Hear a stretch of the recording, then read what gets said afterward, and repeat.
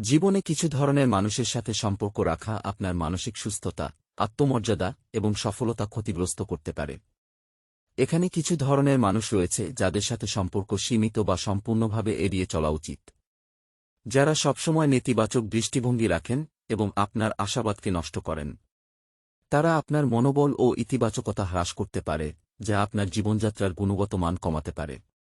যারা আপনার চিন্তা, পরিকল্পনা বা অর্জনের প্রতি বিশ্বাসহীন এবং সর্বদা সমালোচনা করে।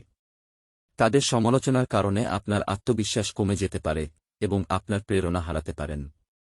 যারা কেবল নিজের সুবিধা ও চাহিদার প্রতি মনোযোগী এবং অন্যদের অনুভূতি বা প্রয়োজনের প্রতি উদাসীন। তাদের সাথে সম্পর্ক আপনার নিজস্ব চাহিদা ও অনুভূতির প্রতি গুরুত্ব কমিয়ে দিতে পারে এবং সম্পর্কের মধ্যে ভারসাম্যহীনতা তৈরি করতে পারে। যারা সবসময় বিরোধ, ঝগড়া বা অস্থিরতা সৃষ্টি করে। তাদের সাথে সময় কাটালে আপনার শান্তি ও মানসিক স্থিতিশীলতা বিঘ্নিত হতে পারে। যারা নিয়মিত মিথ্যা বলেন, তথ্য গোপন করেন বা প্রতারণা করেন। তাদের সাথে সম্পর্ক রাখা মানে আপনার বিশ্বাস ও সততা প্রশ্নবিদ্ধ হতে পারে। যারা সবসময় নেতিবাচক ভবিষ্যদ্বাণী করেন এবং কোনো সম্ভাবনা বা আশার আলো দেখতে পান না। তাদের সাথে সম্পর্ক রাখলে আপনার নিজস্ব আশাবাদ ও ইতিবাচক মনোভাব কমে যেতে পারে। যারা আপনার লক্ষ্য ও স্বপ্নের পথে বাধা সৃষ্টি করে এবং আপনাকে সহযোগিতা না করে।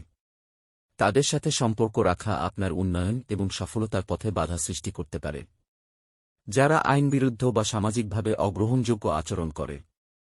তাদের সাথে সম্পর্ক রাখা আপনার সামাজিক অবস্থান ও নিরাপত্তাকে ঝুঁকির মধ্যে ফেলতে পারে।